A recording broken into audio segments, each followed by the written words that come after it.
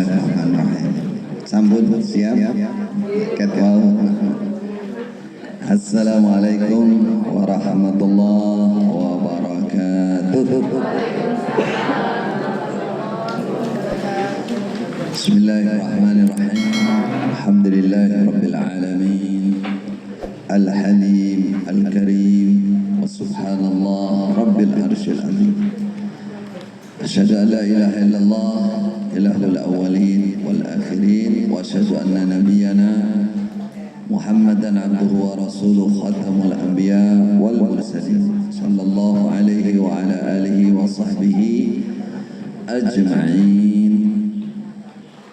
Ibu-ibu yang dirahmati oleh Allah, syukran katsira atas kesabarannya menunggu.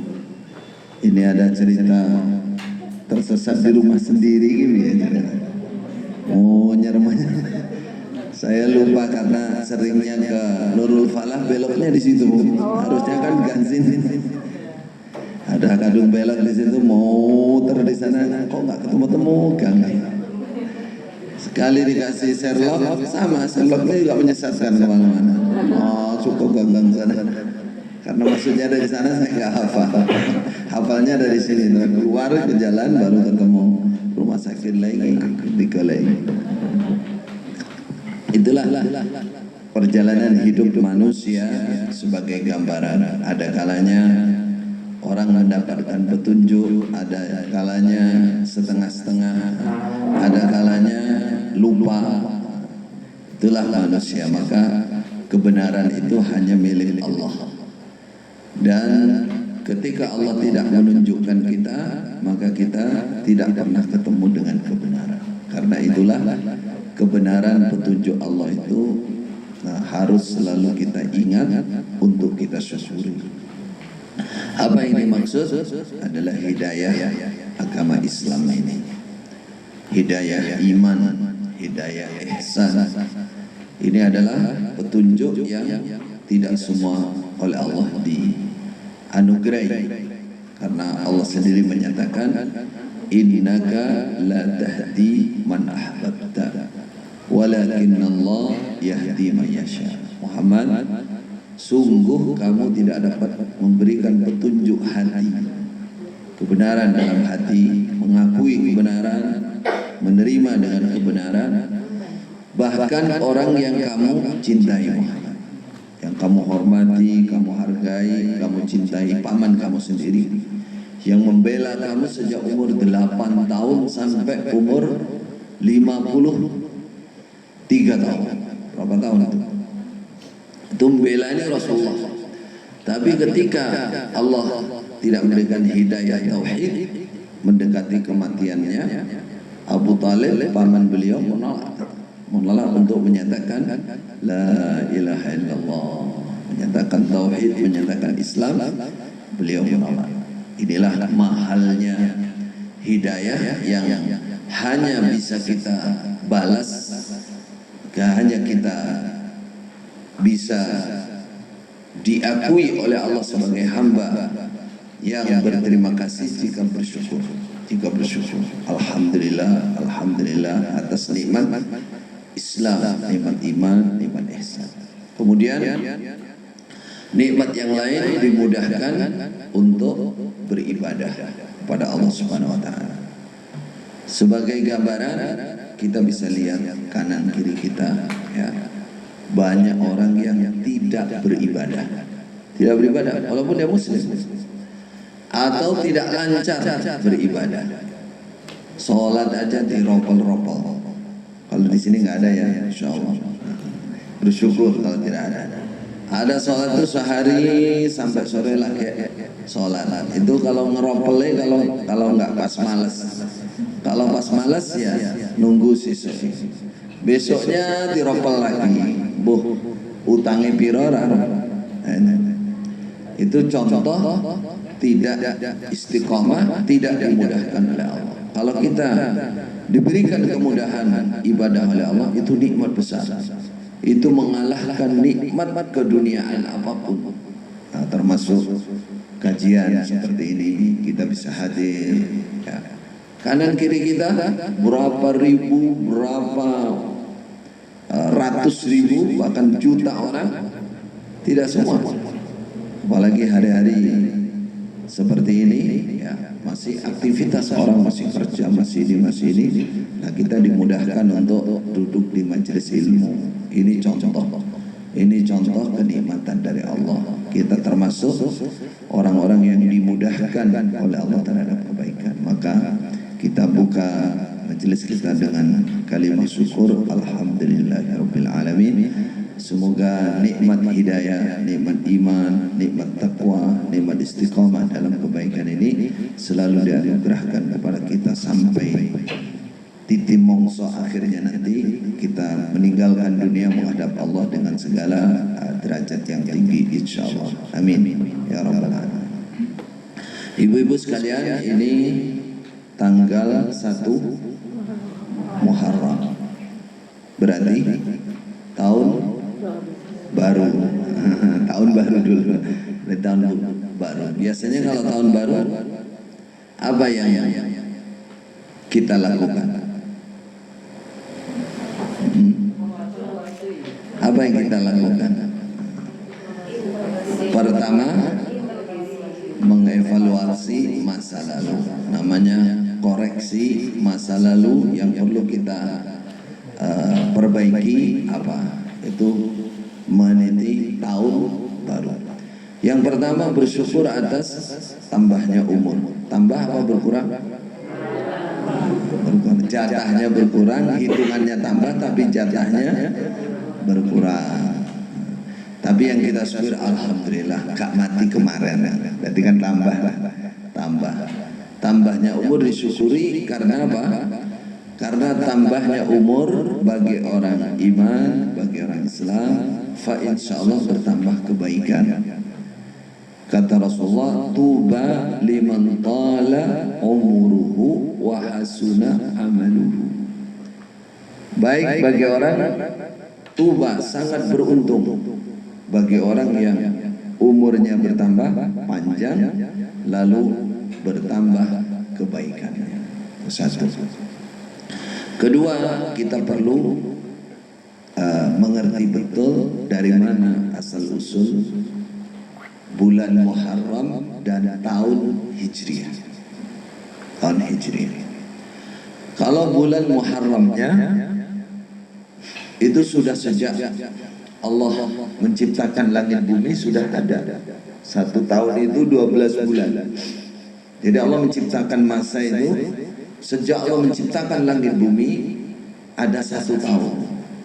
Dalam 1 tahun ada 12 bulan. Dalam 12 bulan ada 4 bulan yang dimuliakan selain Ramadan.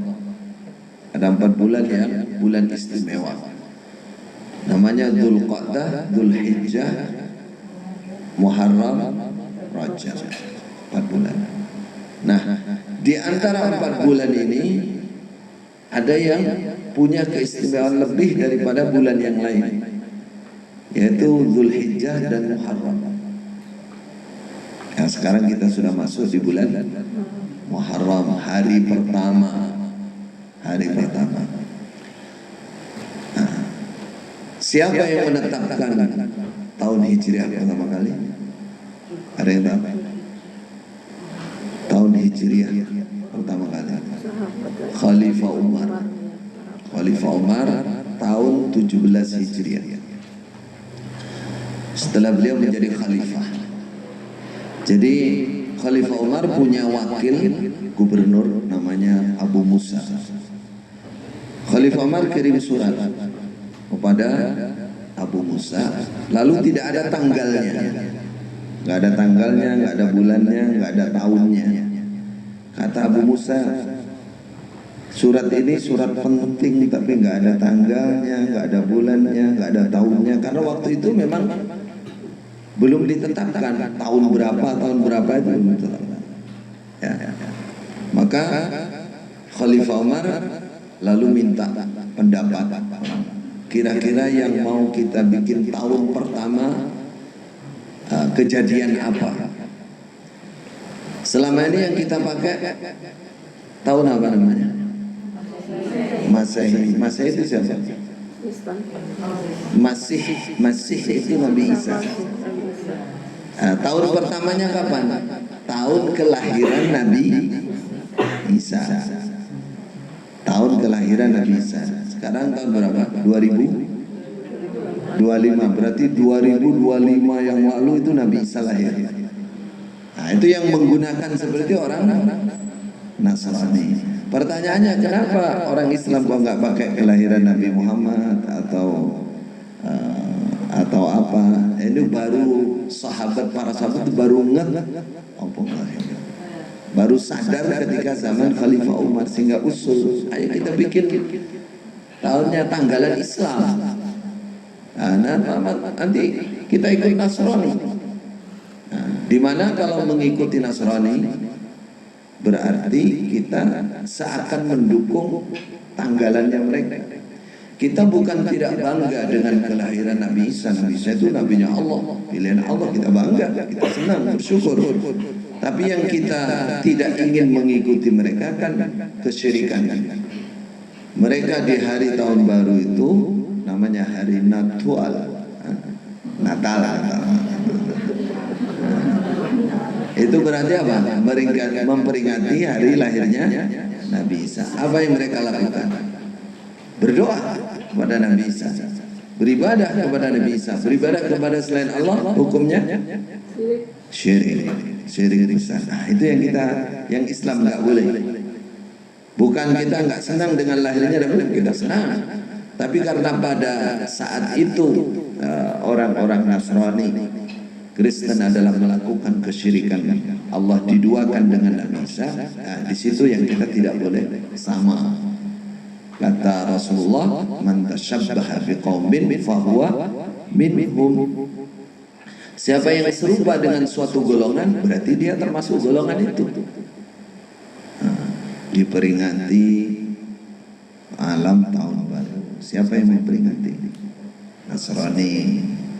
Terus Muslim ikut. Nah, ini berarti menyamai. Baru ikut-ikutan. Bahkan ceritanya itu kalau orang Nasrani, kalau malam tahun baru atau hari-hari Natal itu malah mereka ibaratnya itu, kalau bahasa kita tuh sedang ibadah, mereka sedang khusyuk. Sedangkan orang Islam memperingati dengan jogetan, dengan nyanyi-nyanyi, mulai ansongi, manggung. Loh, yang Kristen itu ibadah, Islam malah sudah ikut-ikutan, malah maksiat bisa. Bakar apa tuh? Kembang api. Nah, siapa yang ibadah pakai api itu? Penyembah api, orang Majusi. Lakukan orang-orang Islam. Siapa yang keplok-keplok nabuh-nabuh apa itu? Yahudi.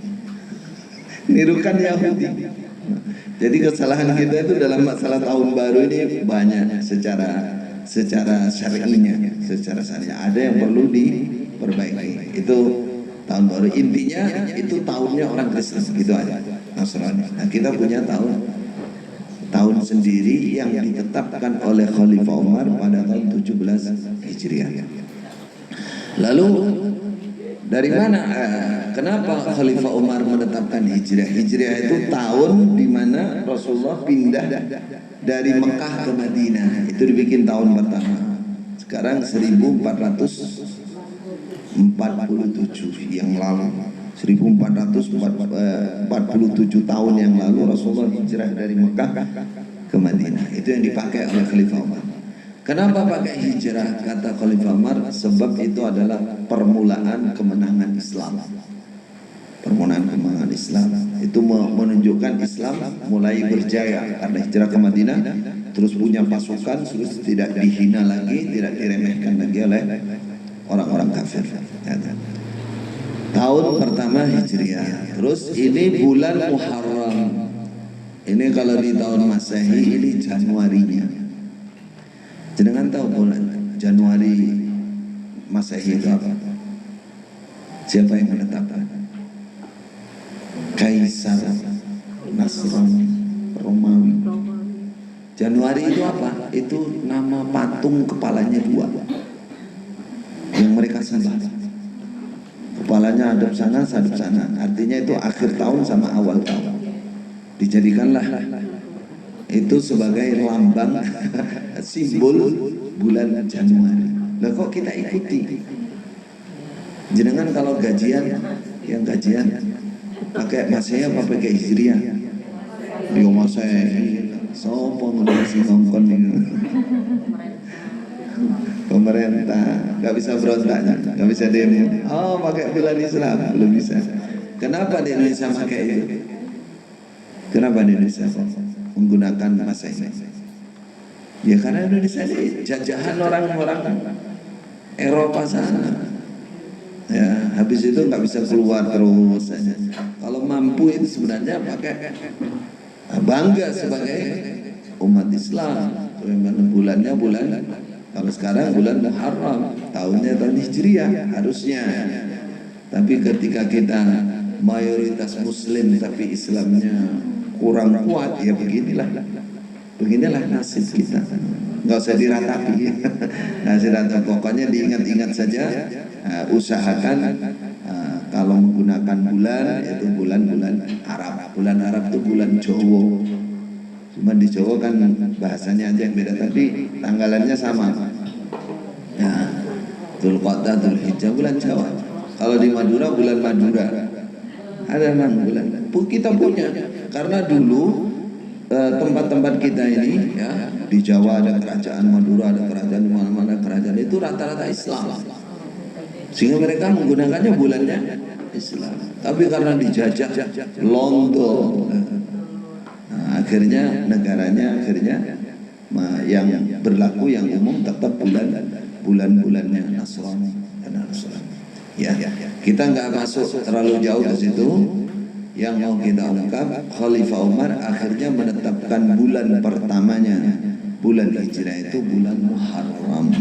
Nah ini tahun baru untuk umat Islam. Pertanyaannya, kalau tahun baru, apakah kita harus memperingati tahun baru? Enggak dijawab. Oh, kita peringati, terus kita bikin makanan-makanan enak, terus takbiran, jalan-jalan. Perlu nopo betul? Tidak perlu. Kenapa? Kok tidak perlu? Kenapa tidak perlu?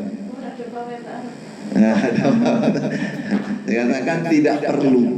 Tidak perlu. Kenapa tidak perlu? Kalau senang bersyukur nggak apa-apa. Tapi kalau memperingati sampai mirip, saya katakan ya, sampai mirip hari raya, bikin makanan enak, ada acara ibadah yang khusus, akhirnya ramai. Kayak hari raya, berarti kita bikin hari raya. Nah, jadi 3 nanti hari raya, belum ditambah yang lain, tambah yang lain. Nah, itu kalau dinisbatkan kepada agama, dianggap itu Islam, padahal Rasulullah tidak melakukan. Bahkan Khalifah Umar yang buat tahunnya itu nggak melakukan itu, nggak nyuruh suruh perayaan itu enggak. Itu namanya menyelisihi sunnah, menyelisihi kebiasaan orang-orang zaman dulu. Kalau bangga, senang, nggak apa-apa. Bagian dari bersyukur. Wah, alhamdulillah saya umat Islam punya bulan sendiri yang sudah ditentukan oleh Allah sejak Allah menciptakan langit bumi. 12 bulan itu ya bulan Jawa, bulan Arab itu. Bulannya itu namanya Qamariyah apa Syamsiyah? Qamariyah. Enggak, bukan Syamsiyah ya, Masehi.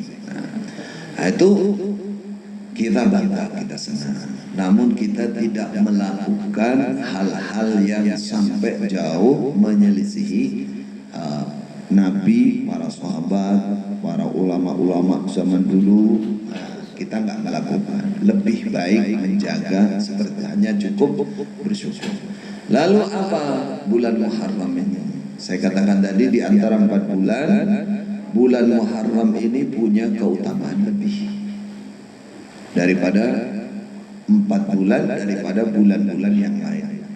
Kata Rasulullah, afdhalus siyam ba'da Ramadan siyamu syahrillah, syahrullah al-Muharram alladzi tad'unahu al-Muharram.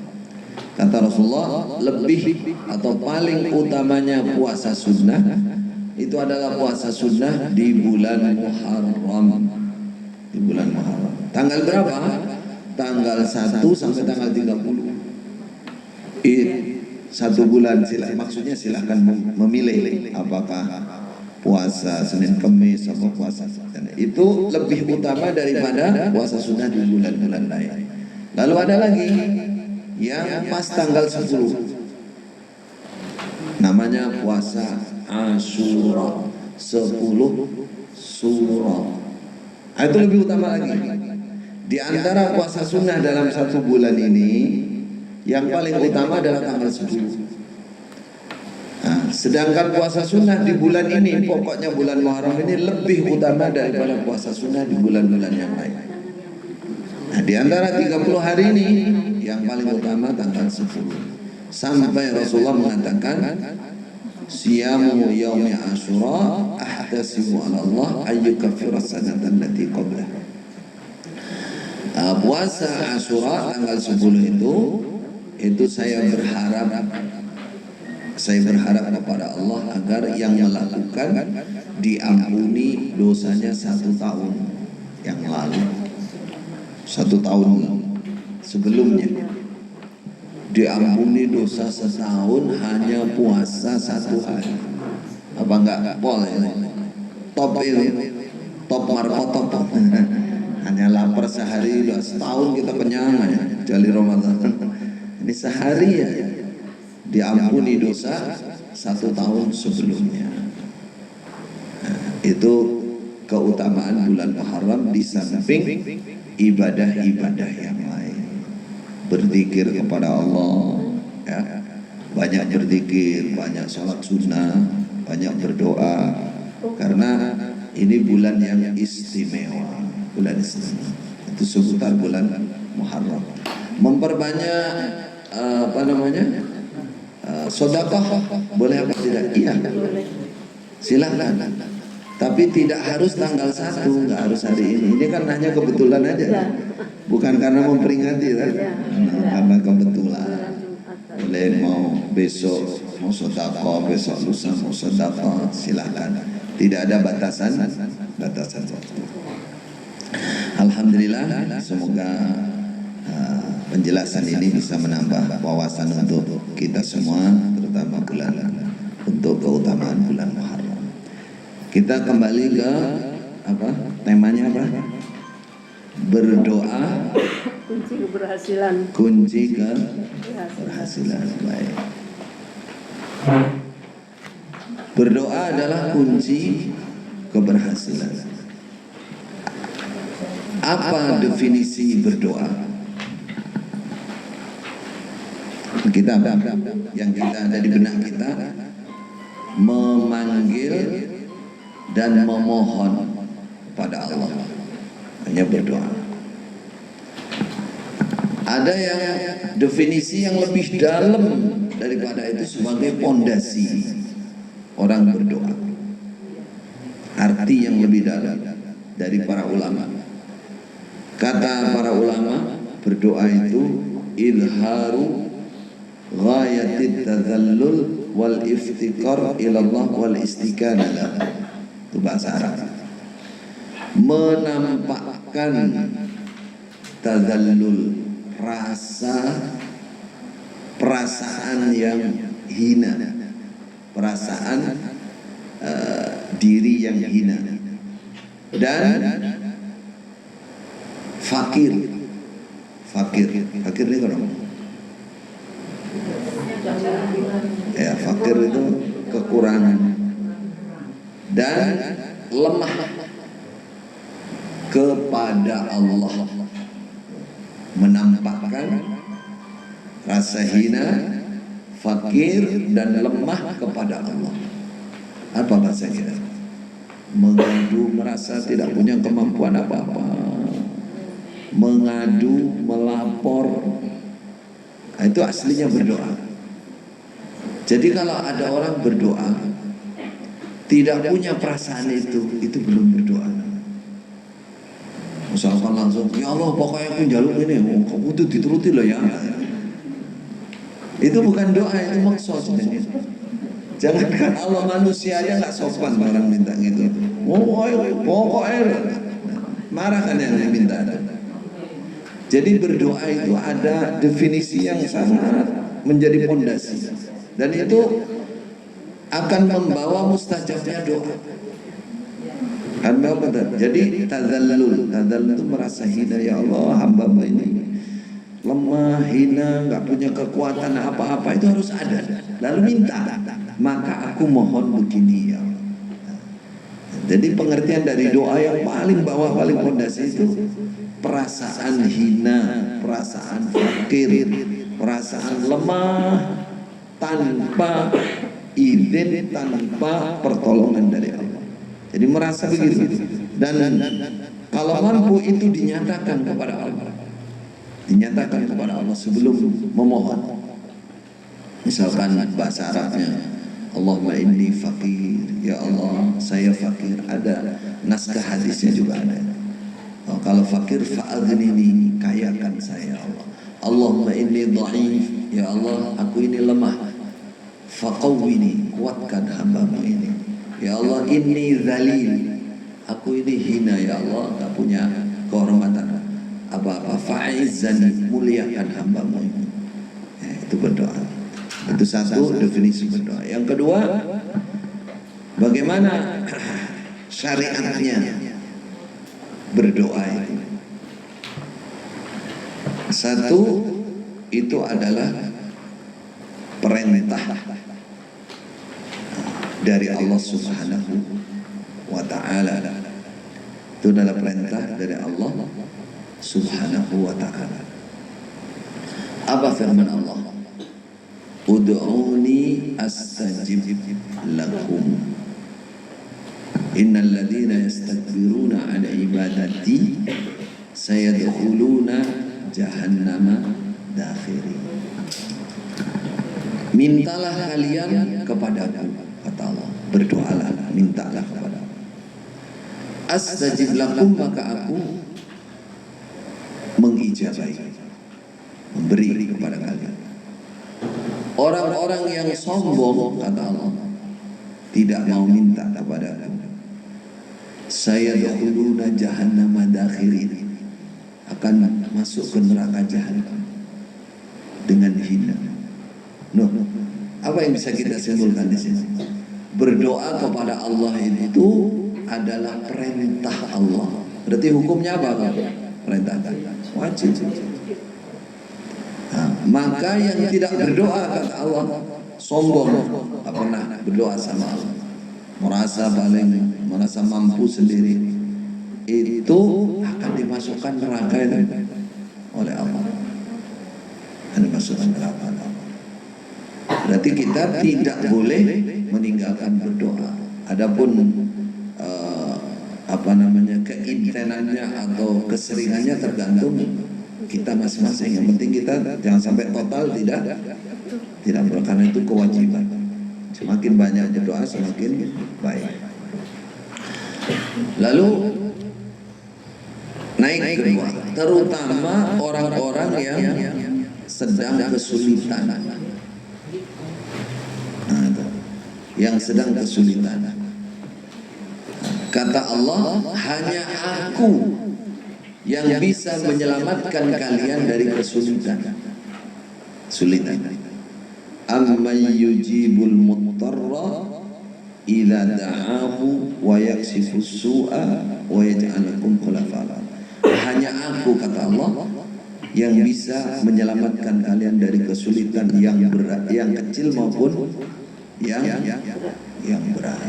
Maka pada saat, terutama pada saat kesulitan, kalian harus berdoa kepada Allah. Hanya kepada aku saja kalian berdoa. Jangan mendua. Jangan mendua. Orang Quraisy itu siapa? Orang Arab jahiliyah, keluarga Rasulullah. Dulu sebelum Islam datang, mereka berdoa, menyembah dan berdoa di samping Allah juga kepada patung. Jadi berdoanya dua-dua. Berdoa kepada Allah iya, kepada patung juga iya. Tolong saya kasih rezeki, tolong turunkan hujan, tolong ini. Itu namanya perbuatan apa? Syirik. Karena mendua. Allah iya, patung iya. Apalagi hanya patung saja.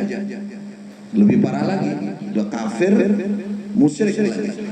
Kafir musyrik. Ketika mereka naik perahu, di dalam ayat sebutkan, ketika mereka berlayar, lalu ada ombak besar, ya, maka mereka hanya berdoa kepada Allah. Patung-patungnya dibuang, patungnya dibuang, yang terbuat dari roti, terbuat dari apa, hilangkan semua. Nanti Allah mengabulkan, dan mereka berjanji, ya Allah, kalau Kau kabulkan doa kami ini, kami akan bertauhid terus. Berdoa kepada. Tapi setelah diselamatkan balik ke Mekah, nyembah lagi patung lagi. Nyembah lagi, mendua lagi. Situ Allah akhirnya mengutus Nabi Muhammad untuk menghilangkan itu, menghilangkan kesyirikan, menghilangkan kesyirikan. Maka itu menimpa orang Quraisy ketika mereka susah, mereka bertauhid. Sekarang dibalik, kita baca umumnya manusia, kalau susah sekali, justru kadang-kadang orang putus asa, bukan bertauhid, bukan hanya Allah, malah mendua. Tuh, datang ke dukun, ke orang pintar. Akhirnya kata dukunnya, coba kamu beli kembang di pasar Pahing, warnanya ini, jumlahnya sama ini, terus taruh di pojokan rumah, ditandur, ditanam. Coba kamu beli apalagi. Akhirnya mendua. Ketika kesulitan malah mendua. Kalau orang kafir Mekah, ketika sulit malah menyatu. Tapi ini enggak, sebenarnya dua-duanya jelek. Tapi kalau lagi kesusahan, kalau orang Mekah yang kafir dulu melakukan melakukan tauhid, hanya Allah saja. Sekarang umat akhir zaman ini, bahkan Muslim kadang-kadang juga, justru ketika susah malah ke dukun. Sakit lama sudah doa sama Allah, kalau sudah parah sekali malah ke dukun. Ya kepada Allah kedua malah syirik. Kata para ulama, itu lebih parah daripada orang kafir Mekah. Nah, kafir Mekah kalau susah dia sadar betul dia Allah. Ini kalau susah malah mendua, Jadi ini kesimpulannya, poin dalam doa ini, terutama ketika kita kesusahan harus berdoa kepada Allah. Allah menjanjikan terkabulnya doa kalau betul-betul bertauhid kepada Allah Subhanahu wa taala. Lalu tadi yang poin ketiga, berdoa itu harus ada adabnya. Harus ada adabnya. Berdoa harus ada adabnya. Apa adabnya? Tadi yang sudah disebutkan. Hatinya, perasaannya, dalam hati harus merasa rendah, merasa hina, merasa lemah. Itu.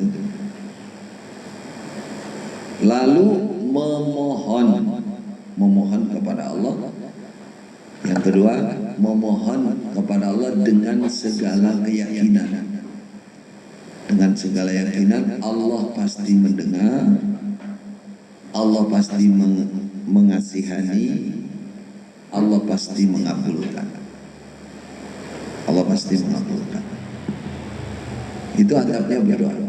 Yang kedua, jadi merasa hina di depan Allah, merasa lemah, lalu memohon dengan segala keyakinan. Allah pasti mendengar, Maha mendengar, Allah pasti menyayangi, Allah pasti mengabulkan. Allah pasti mengabulkan. Itu adabnya berdoa. Ada berapa ternyata? 2 ya, A, B. Lalu termasuk adabnya berdoa, tidak boleh doanya berisi dosa atau contohnya memutus famili. Tidak boleh berdoa kepada Allah yang isinya dosa. Permintaan yang isinya dosa tidak benar. Contohnya memutus famili. Misalkan berdoa kepada Allah, ya Allah lancarkanlah saya mencuri. Itu nggak sopan dan tidak akan dikabulkan oleh Allah. Ya Allah lancarkan saya korupsi supaya nggak ketahuan. Ya Allah, ya jauhkan saya dengan ibu saya. Jangan dengan itu namanya mutus famili. Jadi tidak boleh berdoa yang isinya dosa. Isinya dosa. Saya sering ditanya oleh orang-orang yang keluar dari Islam Jamaah. Dari Islam Jamaah. Dia dimusuhi oleh orang tuanya. Di Islam Jamaah itu, LDI itu kalau sampai keluar itu dianggap murtad lalu dimusuhi. Kalau itu anak yang keluar biasanya bapak ibunya itu nyumpah atau mendoakan jelek karena dianggap menentang orang tua. Itu biasanya begitu. Nah, yang nanya itu juga teman-teman yang keluar itu, gimana? Apakah doanya orang tua itu mustajab? Kan doanya orang tua sebenarnya kan mustajab kan? Laknatnya kan mustajab. Kalau sudah kondisi seperti ini mustajab apa tidak? Jawabannya tidak. Kenapa? Karena dia berdoa isinya doanya itu maksiat, jelek. Orang keluar dari Islam Jamaah itu bertobat pada Allah. Dia ingin baik, dia ingin benar. Dia tidak lagi mengkafirkan umat Islam yang lain, tidak lagi bohong-bohong berpura-pura dan seterusnya. Itu kan baik. Lalu dilaknat, nggak mustajab karena itu doanya doa buruk berarti. Doa buruk itu contoh, salah satu contoh. Atau doa apa saja yang lain. Jadi orang berdoa itu tadallul tadi merasa hina, terus punya keyakinan yang kuat, wah doanya dikabul oleh Allah, didengar oleh Allah. Terus isinya bukan maksiat, bukan dosa, bukan mutus famili dan seterusnya. Itu adabnya berdoa. Kalau 3 ini dipenuhi, maka nggak lama doanya pasti dikabulkan oleh Allah. Pasti dikabulkan oleh Allah. Nah sekarang kalau dibalik tadi nggak adab, nggak pakai adab, nggak merasa hina, nggak merasa lemah di hadapan Allah, maksoi Allah pokoknya kula niki jenengan paringi sak meter untuk telung dinongkas 1 juta. Iki njaluk beli sapa to jenenge. Maksudnya nggak sopan. Kemudian diawali dari ya Allah, kalau Allah nggak nolong saya nggak bisa. Saya ini manusia lemah. Apapun saya pekerjaan pasti, pekerjaan nggak pasti, nggak bisa menjamin. Nah, jadi merasa lemah di hadapan Allah, manusia ini lemah sekali. Kalau Allah nggak ngasih pertolongan nggak bisa. Itu yang diyakini. Lalu kalau orang tidak meyakini seperti itu ya lambat terkabulnya doa. Keberhasilannya itu ya lambat. Halangan diawali menghamba. Makanya posisi kita berdoa yang paling baik itu ketika sujud. Yang paling baik, yang paling dekat dengan Allah. Kenapa? Karena sujud itu sedang merasa hina, merasa rendah, menghamba betul kepada Allah. Kata Rasulullah, banyaklah berdoa kalau kamu ketika sujud. Karena itu paling dekat dengan Allah. Menghamba itu tadi poin pertama. Menghamba betul, merasa hina, betul sujud itu. Nah, itu banyak orang mustajab doanya ketika sujud. Sujud kapan? Salat wajib, salat sunnah, atau sujud Quran, atau sujud bersyukur. Sujud bersyukur kan ada sujud tilawah. Baca Quran ada ayat sujud. Nah, itu sujud berdoa yang banyak apa-apa. Berdoa doa sujudnya Quran, terus doa yang banyak juga boleh. Atau dapatkan nikmat yang menyenangkan sujud, alhamdulillah, alhamdulillah ya Allah, terus doa. Atau sholat sunnah. Sholat sunnah itu silahkan. Kalau sholat wajib kan ketinggalan imamnya salam kita masih sujud, boleh apa enggak? Enggak boleh, karena imam itu untuk diikuti. Innama ju'ilal imam liyutamma bihi, dijadikan imam itu supaya diikuti. Dan supaya diikuti, dia harus ada perasaan tadallul tadi. Yang kedua, yakin tadi. Yakin didengarkan, disayang, dirahmati dan dikabulkan. Sekarang kalau nggak yakin, kalau nggak yakin, nggak diterima oleh Allah. Innallaha la yaqbalu du'a min qalbin ghafilin lahi. Allah nggak nerima doanya orang yang ghafil, nggak yakin, nggak yakin dengan doanya, lahin. Jadi dia minta, ya Allah, Allah minta rumah saya bisa segera selesai. Terus mbak, oh iso ya, kapan ya selesai? Loh, ini nggak yakin namanya. Kenapa ini tidak dikabulkan? Karena Allah marah, murka. Kamu nggak yakin bahwa saya ini bisa ngasih. Saya ini maha kaya. Sama dengan misalkan kita ketemu saudara kita atau orang tua kita kaya, sugih, terus bilang, aku jaluk 1.000 mak. Paling ngerti kaya mak ini. Padahal maknya wakil gitu ya. Kan bisa kecewa, bisa kecewa. Nah, kepada Allah nggak boleh seperti itu. Kepada Allah justru kita memuji. Ya Allah, Engkau yang maha kaya, Engkau yang maha sebutkan maha penyayang ini, kabulkan. Jadi yakin, ada keyakinan. Kalau kita ragu, tidak dikabulkan oleh Allah. Yang ketiga tadi, tidak boleh dengan isinya maksiat, berdosa. Berarti yang dikabulkan adalah doa yang baik-baik, yang baik-baik. Itu mengenai tata cara doa. Secara fisik, adabnya secara fisik tadi sujud atau angkat tangan. Angkat tangan walaupun tidak wajib. Karena kata Rasulullah, Allah malu jika hambanya angkat tangan terus kembali dengan tangan kosong. Allah itu nggak mau, mesti diisi, mesti dikasih oleh Allah.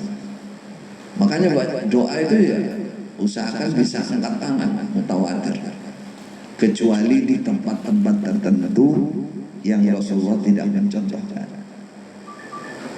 Apa yang tidak dicontohkan? Contohnya setelah sholat wajib, Rasulullah nggak pernah angkat tangan. Walaupun itu bukan larangan mutlak, tapi angkat tangan itu biasanya Rasulullah ketika minta hujan, ketika kunut, ketika berat, cobaan berat, istighosah namanya, angkat tangan. Tapi setelah sholat wajib Rasulullah nggak pernah. Jadi kalau setelah sholat wajib nggak angkat tangan itu, ya itu Rasulullah. Saya itu contoh. Jadi angkat tangan, sujud, angkat tangan secara fisik. Kemudian berikutnya adalah masalah waktu. Ada waktu-waktu mustajab. Waktu-waktu mustajab. Kapan waktu-waktu mustajab? Satu, setelah sholat.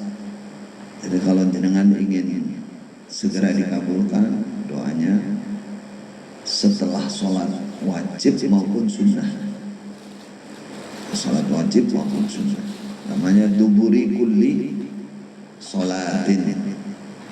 Nah kalau sunnah lebih tepat lagi kalau diawali dengan sholat hajat.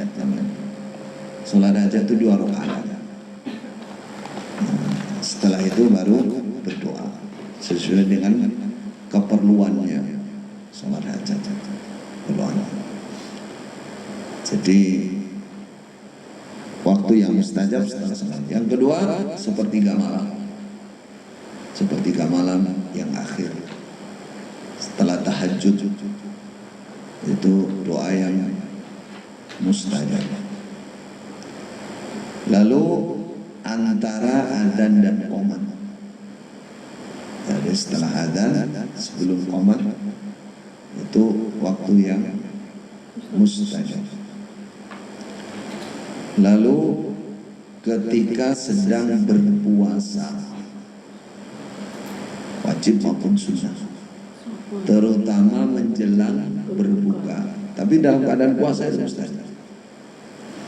Ketika sedang berpuasa, terutama menjelang berbuka. Jadi kalau kita ingin segera mustajab doanya, puasa sunnah. Sedongo ya apa di situ. Terutama menjelang berbuka.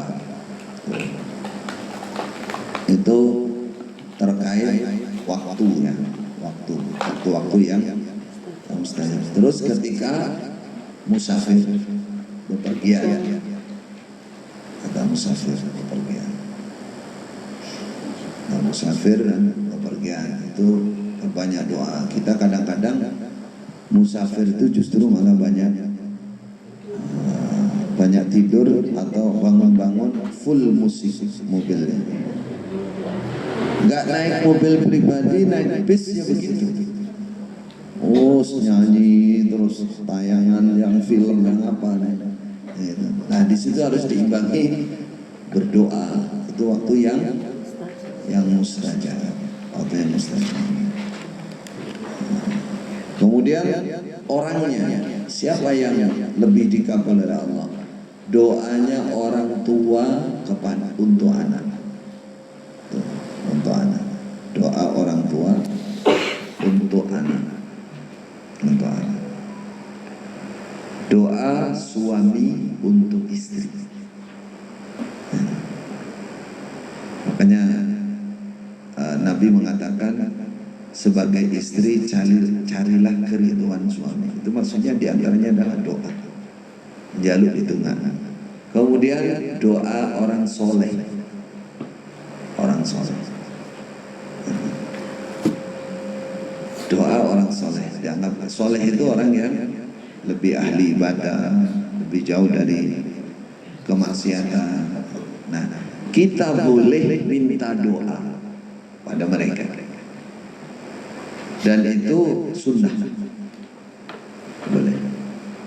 Selama mereka masih hidup, masih ada. Kalau sudah mati jangan, nggak ada sunnahnya siapapun. Nah, apalagi dimintai, datangi kuburannya, tolong utangku sudah berat ini, minta kepada penghuni kubur. Nah, bisa syirik.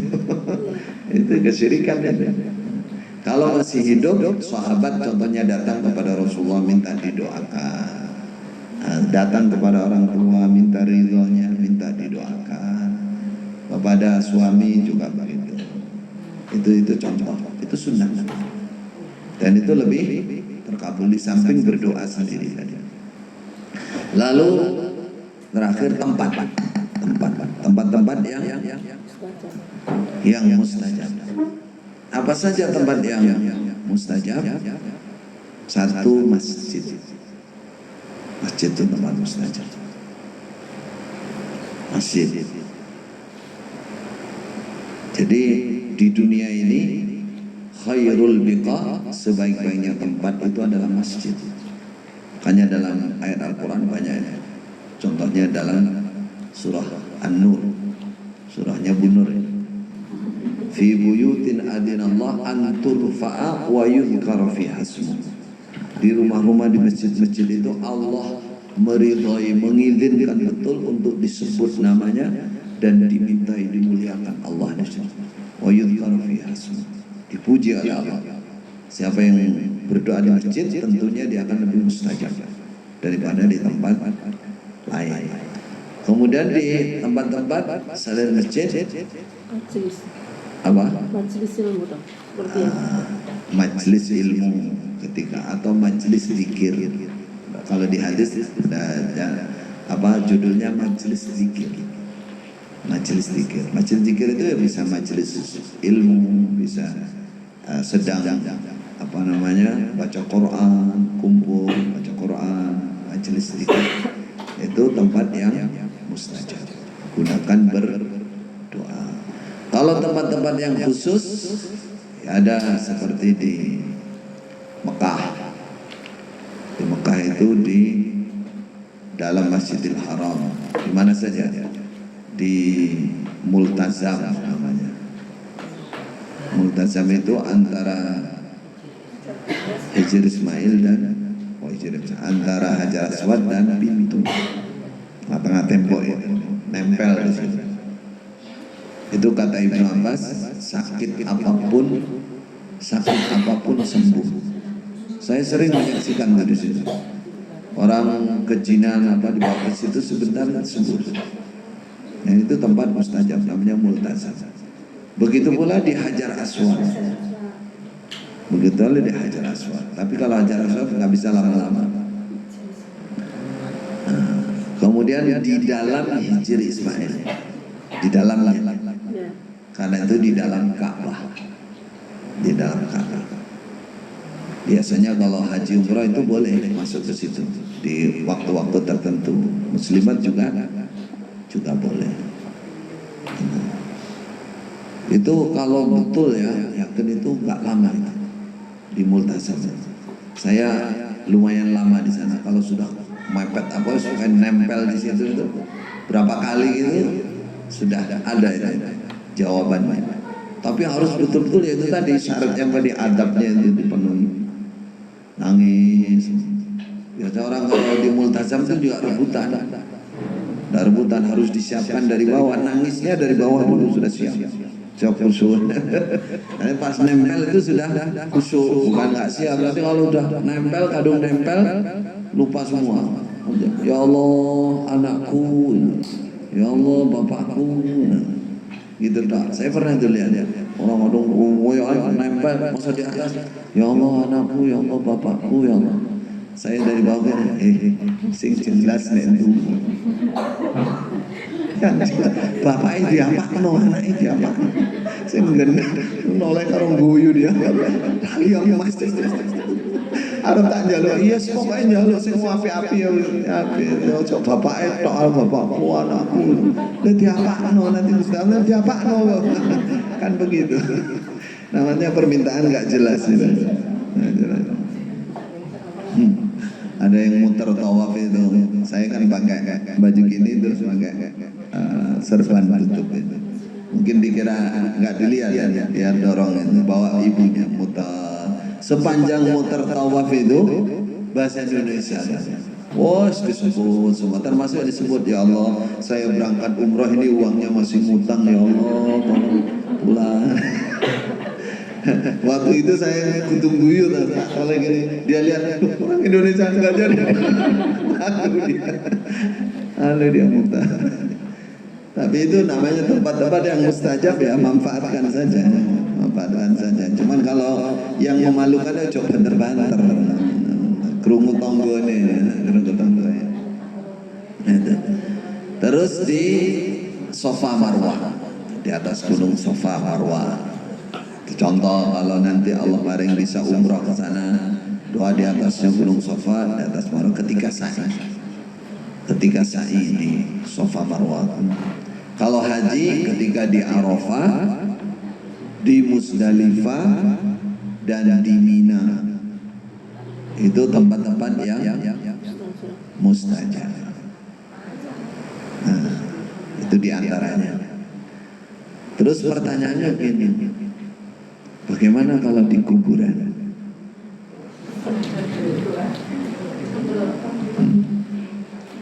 Bagaimana kalau di kuburan?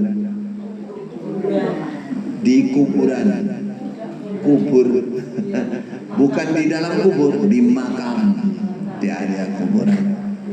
Adakah dalil yang menyebutkan bahwa itu mustajab?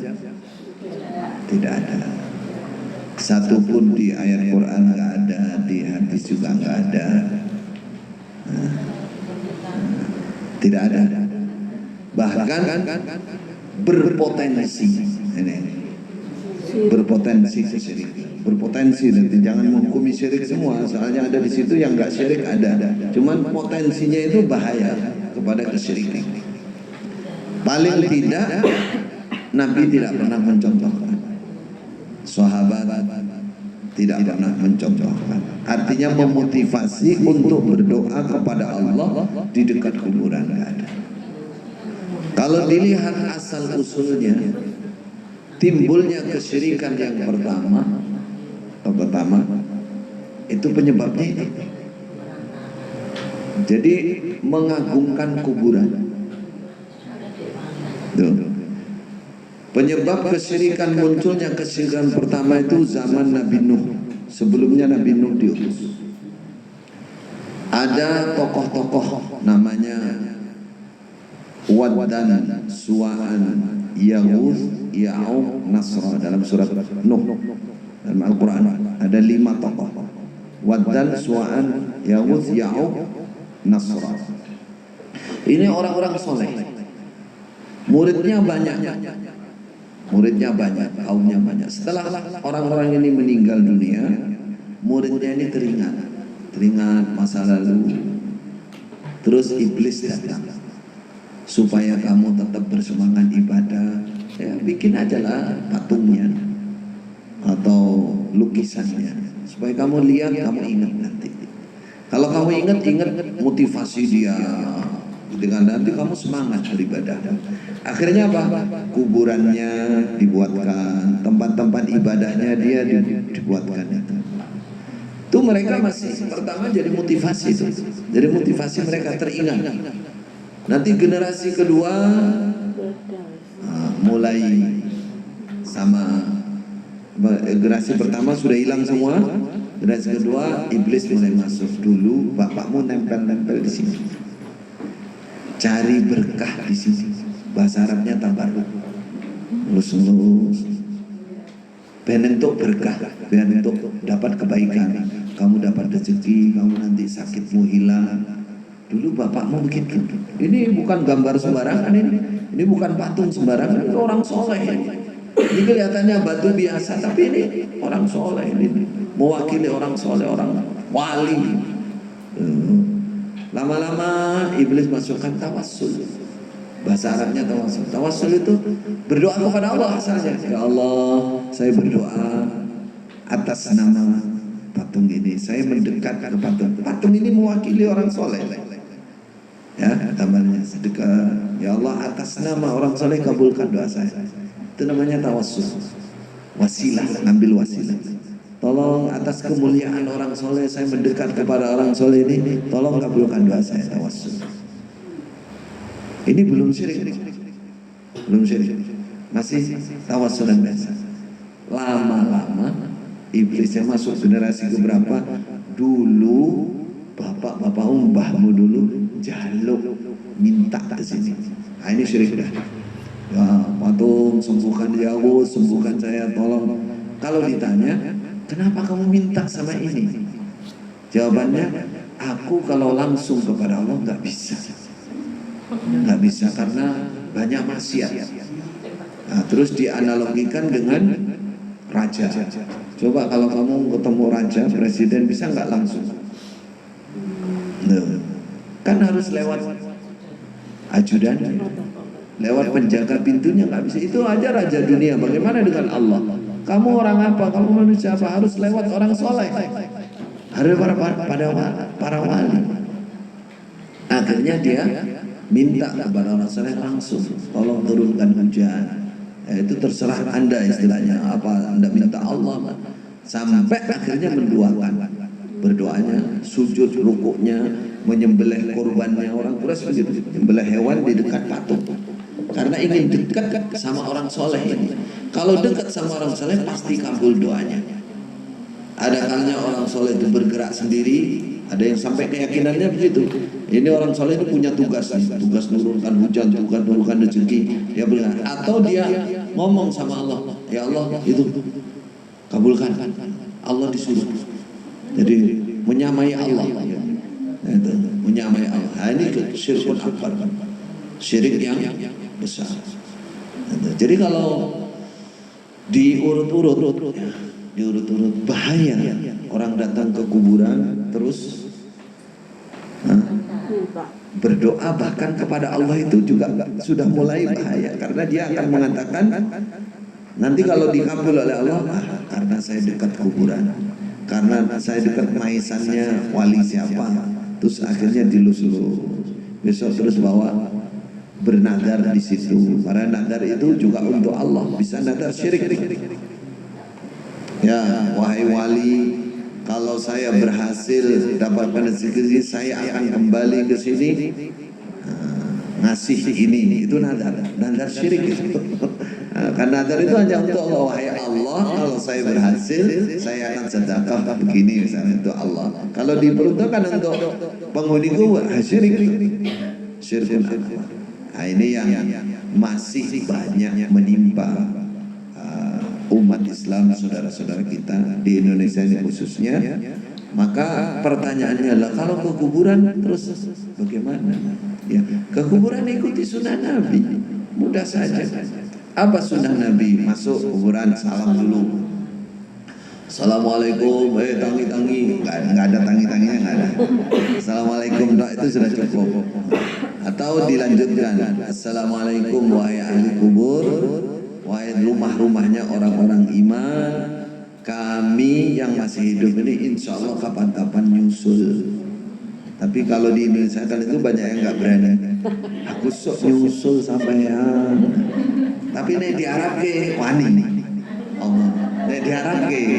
Assalamualaikum ya ahli kubur dara qaumin mu'minin wa inna insyaallah bikum lahiqun. Apa dia? Padahal artinya insya Allah sok besok kapan aku nyusul sama kawan ini. Padahal acara di Arab ini artinya begitu. Apa maksudnya? Satu, salam. Kedua, maksud Rasulullah supaya kita ingat dengan kematian. Kalau ingat kematian, ibadahnya tambah sergap, tambah sungguhan, khusyuknya, istighfarnya, sedekahnya terus tambah banyak. Itu yang dimaksud oleh Rasulullah. Yang ketiga apa? Tadi salam, terus peringatan untuk diri kita. Yang ketiga, mendoakan yang di dalam kuburan. Nah, itu baru tuh. Ya Allah, ampunilah wali ini, ya Allah Pak Yai ini, Ustadz ini yang di kuburan, orang tua saya ampuni ya Allah, selamatkan dari siksa kubur, ya, tinggikan derajatnya.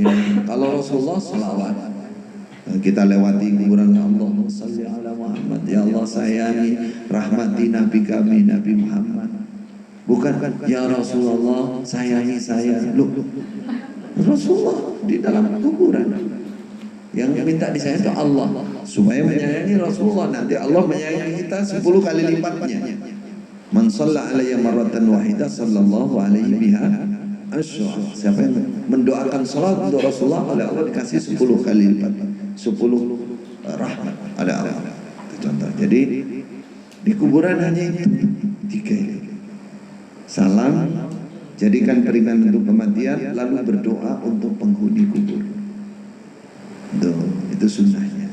Habis itu ya sudah pulang, nggak lama-lama di kuburan. Nah, kalau lama-lama bahaya juga. Nah, itu asal usul kesyirikan orang Mekah. Salah satunya karena lama-lama di kuburan.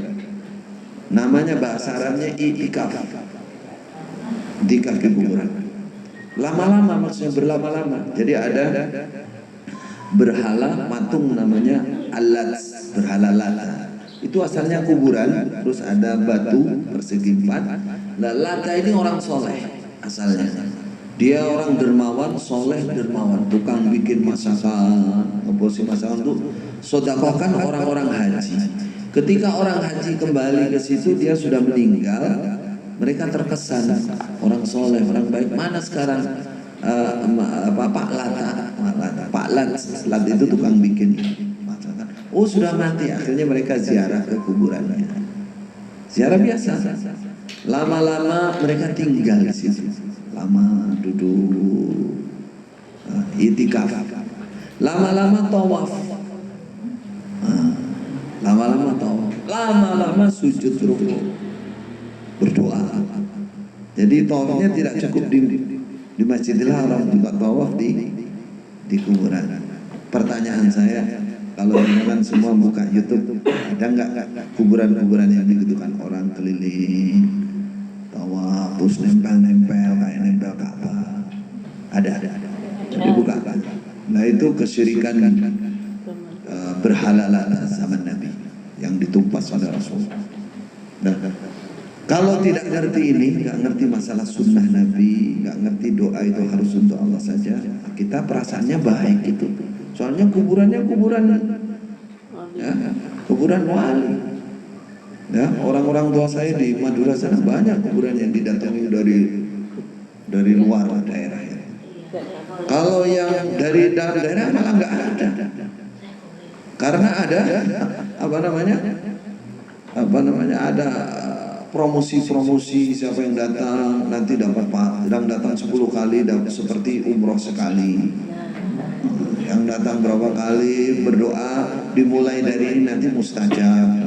Masya Allah, itu hal-hal yang menyelisihi sunnah, kemudian berpotensi timbulnya kesyirikan. Maka dijaga saudara, ibu-ibu sekalian, keberhasilan itu ada pada doa. Kata Rasulullah, ad-du'a'u mukhul ibadah. Doa itu adalah otak. Otak itu yang membawa penyempurnaan ibadah. Nah, keberhasilan keduniaan pun juga bergantung pada doa.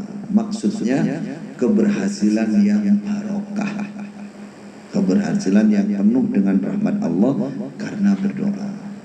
Pertanyaannya, kalau tidak karena berdoa bagaimana? Ada orang berhasil tapi bukan karena berdoa. Karena berdoa itu ada dua kemungkinan.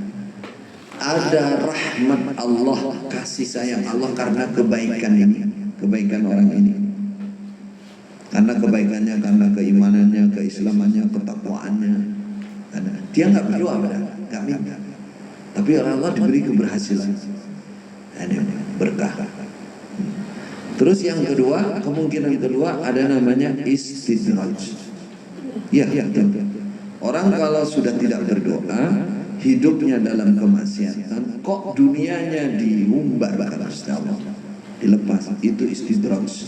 Istidraj itu ditambah hartanya, tambah ini semuanya, maksudnya tambah siksanya. Sewaktu-waktu kehancuran di dunia itu menjadi potensi awal dari siksa Allah, dari siksa Allah. Bisa dunia. Kalau sampai di dunia dia selamat, maka di akhirat siksanya yang berlipat ganda, yang kekal selamanya. Itu. Makanya kita tinggal pilih. Ada kalanya berdoa sehingga kita berhasil dengan penuh dengan barokah. Ada kalanya kita menjadi manusia yang terbaik, ibadahnya, ketakwaannya, sehingga pemberian itu walaupun kita nggak minta, oleh Allah dikasih. Siapa contohnya yang begitu? Contohnya yang begitu itu yang selalu melonggarkan ibadah kepada Allah, menomorsatukan ibadah kepada Allah. Tuh, sampai nggak minta pun dikasih, apalagi minta. Itu. Nah, jangan sampai kita sedang banyak kemaksiatan, jauh dari Allah, apa-apa sepertinya dikasih, terus kita merasa bangga, rasanya tidak.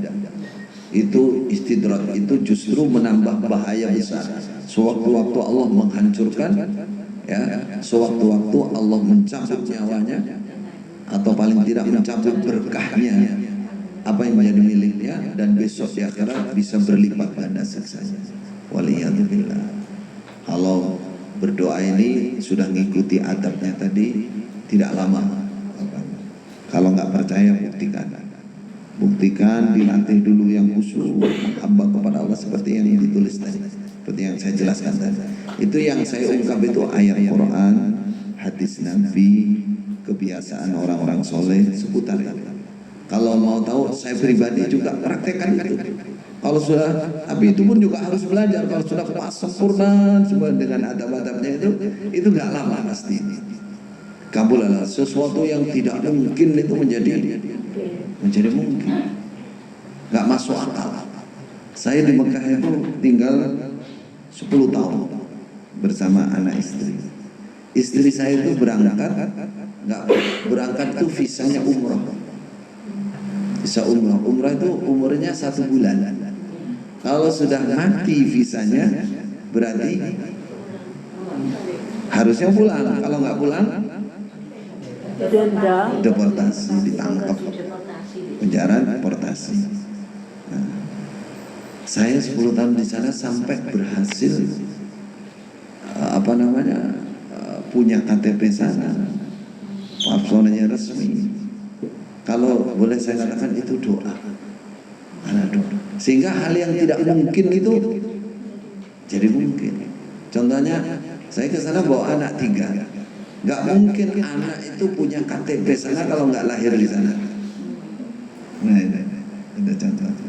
Semua karena doa, minta, mohon kepada Allah. Sehingga Allah tunjukkan jalannya. Ya akhirnya mudah, dimudahkan. Walaupun harus berjuang dan berdoa. Nah, contohnya itu, saya untuk anak 3 itu nyari akte kelahiran itu mudah. Akhirnya ketemu teman yang pulang, dulu anaknya lahir, pulang aktenya belum diambil di rumah sakit, belum ada namanya. Sehingga saya ambil ini tanggal sekian, ini ada lahir, ini namanya ini, anak saya ambil. Nah, tinggal habis itu dibawa ke kedutaan Indonesia, bikin paspor, habis itu udah masuk di KTP Saudi. Yang terakhir itu dimudahkan juga, cuman umurnya beda. Anak saya sudah umur berapa tahun? 5 tahun berapa? Dapat yang umur 1 tahun mau berapa? Tapi ya tetap dibikinkan sama kedutaan, sudah tahu kedutaan Saudi. Ini anak sebenarnya nggak lahir di sini, tapi terus dibikinkan di kedutaan paspor, umurnya segitu. Nah, yang dredeg itu ketika saya mau ajukan ke imigrasi Saudi, ini anaknya umur 5 tahun, tapi ini paspornya 1 tahun. Nah, ketika saya antri itu, saya kan ya Bismillah, antri maju mundur, saya ini maju apa enggak, kalau maju ketahuan biye. Nah, tapi itu kan terselip dari saudara-saudara yang lain. Cuman kalau ketahuan yang satu ini bahaya saya. Ketika saya antri, ada yang baret merah yang bintangnya berapa itu, panggil saya Khalil, tahan. Saya tolak atau siapa ini saya? Aku tenang loh. Masa aku sudah diketahui bahwa saya tolak, anda, bawa katanya. Udah akhirnya saya terpaksa maju rotok dredeg, saya waduh konangan nih. Itu di sana kalau nggak kena denda penjara. Nah, terlambat bikin KTP-nya. Nah, kalau nggak denda penjara dulu maksudnya berapa. Wah saya nanti cari ilmu di penjara bareng ya udah repot aku ini. Dredeg maju. Sampai di depan itu dia bilang, nasi tani. Kamu lupa sama aku. Mana anda sama anak Saudi, aku temanmu, aku kocok.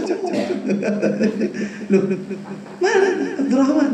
Ternyata dia teman kuliah saya di Ummul Qura.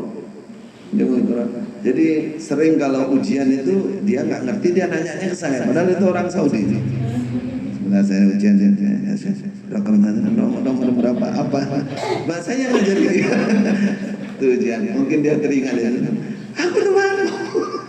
Aku semoga pangkat gitu karena lulus di Muntro. Ada apa katanya? Iki lah baru pakai KTP anakku. Terus ini diambil sama dia tuh dia. Loh, ini fotonya cah gede. Nah, saya terus terang aja akhirnya sama dia. Dulu ini istri saya, anak saya nggak resmi di sini. Oh, jadi memang terlambat ini nggak bikin ini. Oh ya sudah. Nah, sudah terus dia bikin tulisan kecil, tolong naik ke atas, sambil bawa ke atas. Nanti saya telepon di atas. Nah, bawa ke atas itu di atasannya dia. Sampai di atas itu di lantai 2, saya mau masuk kantornya mutir itu, jenderalnya itu, saya ragu juga. Waduh, konangan biye. Saya masuk salam, dia lagi santai, lagi telepon. Saya kasihkan, kata dia, Yeswi, ada apa kan? Ini katanya dari bawah saya suruh bawa sini, taruh di depannya. Dan dibuka dia sambil telepon. No problem, no problem. Ada masalah. Gak ada masalah, padahal sudah telat semua kan. Harusnya saya di penjara atau di undang-undangnya begitu. Dia bilang gak ada masalah. Saya bilang mau segera, gak ada masalah. Lalu saya ambil segera turun ke teman saya itu, saya katakan apa kata di atas, kata mutir, gak ada masalah, maaf muskilah, gak ada masalah. Dia telepon lagi, dia ragu. Di mana yang tadi yang barusan? Oh gak ada masalah. Langsung titik sama data berapa menit jadi semua. Alhamdulillah. Kalau boleh saya bercerita karena doanya bagaimana tadi? Adabnya tadi berdoa, menghamba kepada Allah. Jadi hal-hal yang tidak mungkin itu menjadi mudah dan akhirnya mudah, nggak sulit. Setiap diri kita pasti punya masalah masing-masing. Maka dalam majelis ini kita yakini bahwa berdoa itu satu kewajiban kita pada Allah. Justru kalau kita tidak berdoa, justru kita akan disiksa oleh Allah. Kurang enak nih kita sebagai hamba Allah. Suruh berdoa akan dikabulkan, akan dikasih. Kalau nggak berdoa malah salah. Berarti sungguh rugi kita sebagai hamba Allah yang Maha Pengasih tidak memanfaatkan sering berdoa, menjadi ahli doa, sehingga apa yang menjadi hajat kita insya Allah kabul dan berhasil. Insya Allah. Barakallahu fikum. Insya Allah demikian. Silakan tanya.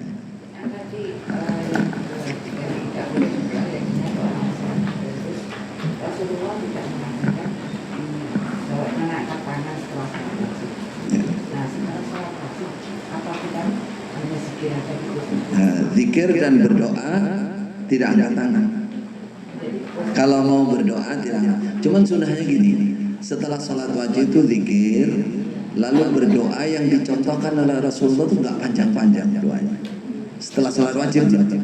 Jadi kalau mau panjang, sholat sunnah dulu, habis itu wes doa yang panjang. Mau angkat tangan malah nggak ada batasan.